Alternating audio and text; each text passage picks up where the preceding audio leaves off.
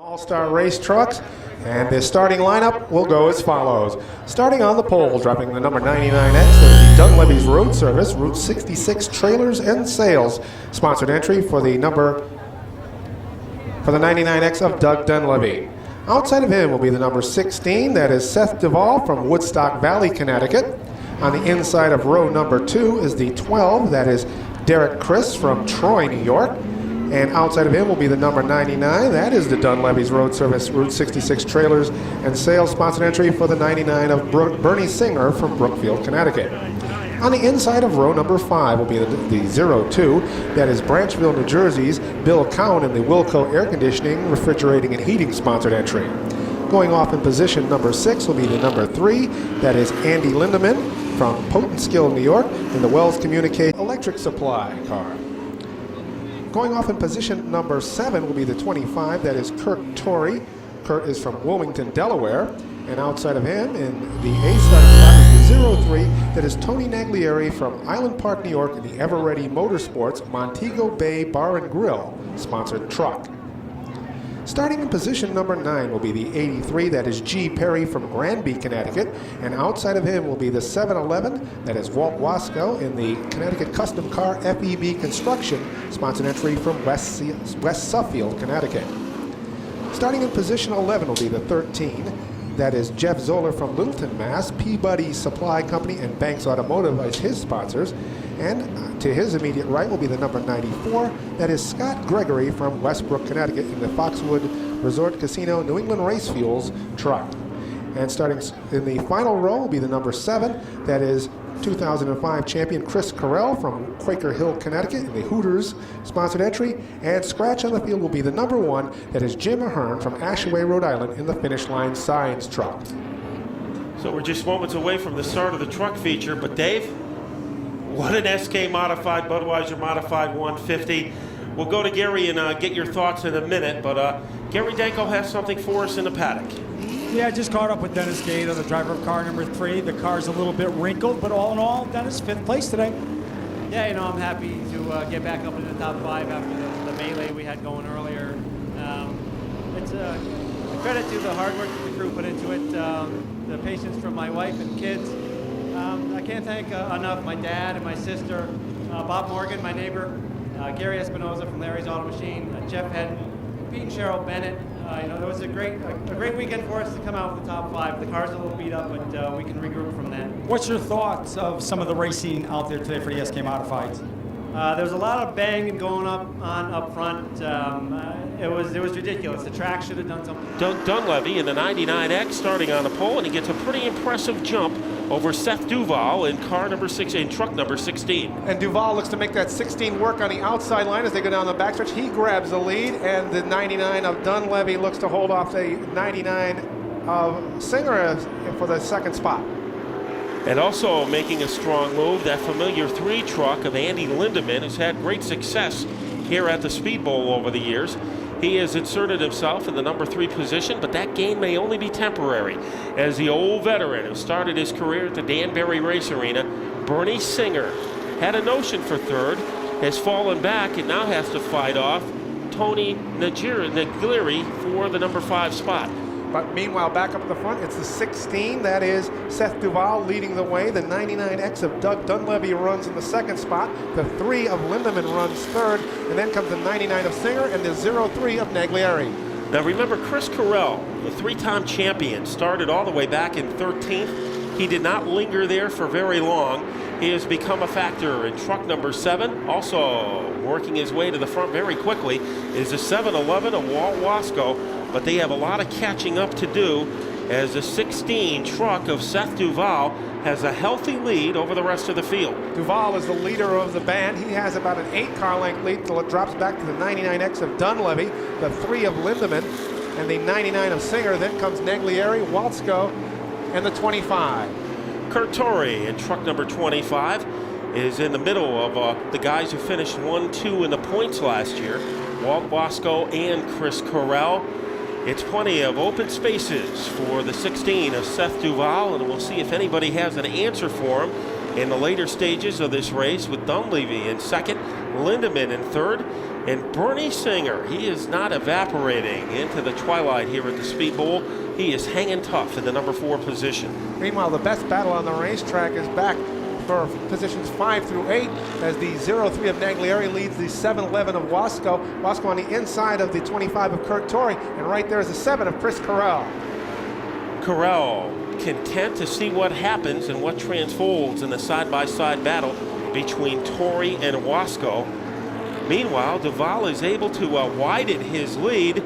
Singer has lost a position, or no, he is in 4th. There's a lap truck, number 1, between Duvall and the 99X of Dunleavy.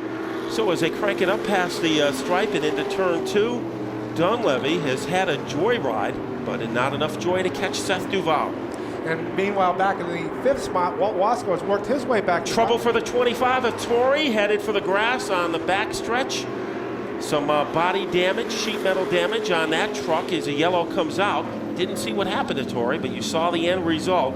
He is stranded on the infield grass.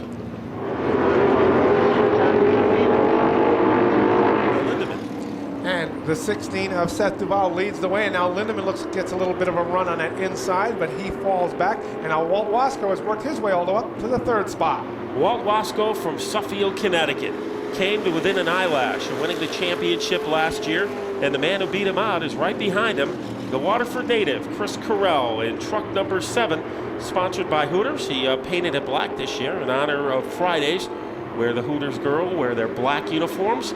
And right now, the black is all that Walt Wasco can see as he tries to keep his 3rd place position. The black seems to be on the attack as the 7 of Carell looks to work his way around the outside of Wasco.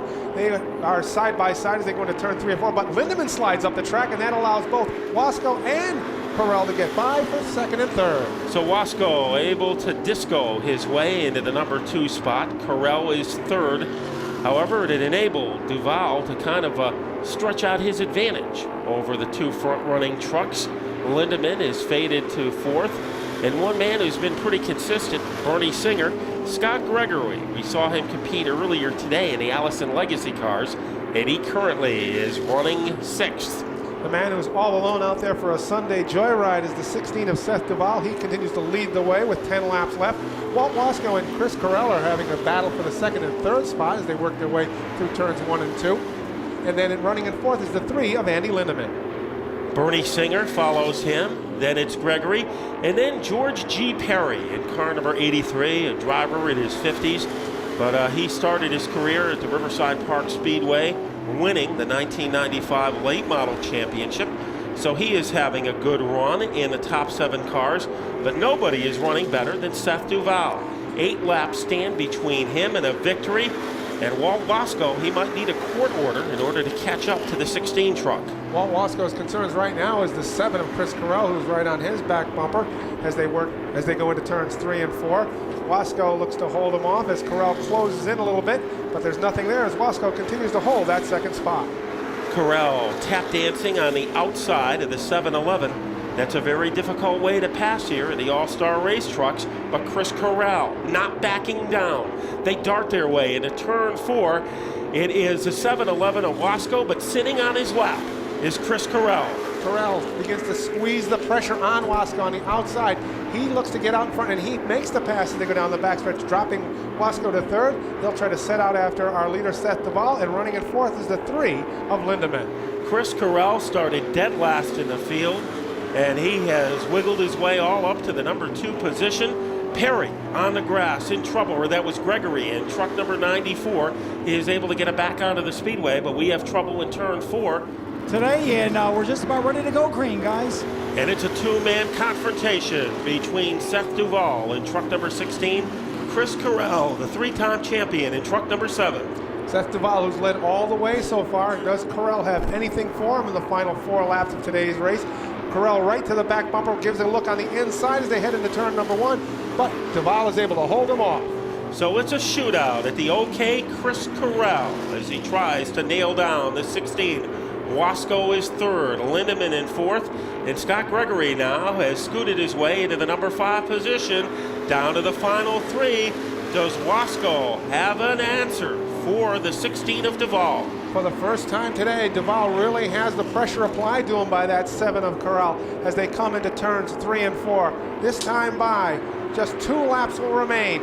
Does Corral have anything to give our leader, Seth Duvall, as they go into turn number 1? Running in third is the 7-11 of Walt Wasco.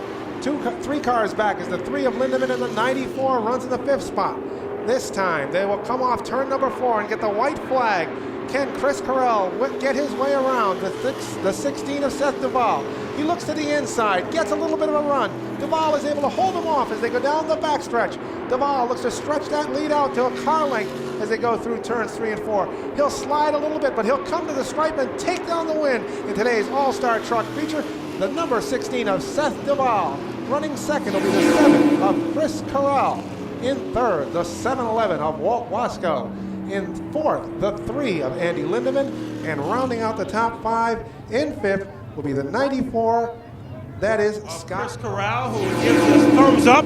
A good sportsmanlike gesture from the 7 of Chris Corral to the 16 of Seth Duvall, our winner, in an exciting 25-lap All-Star Race Truck feature.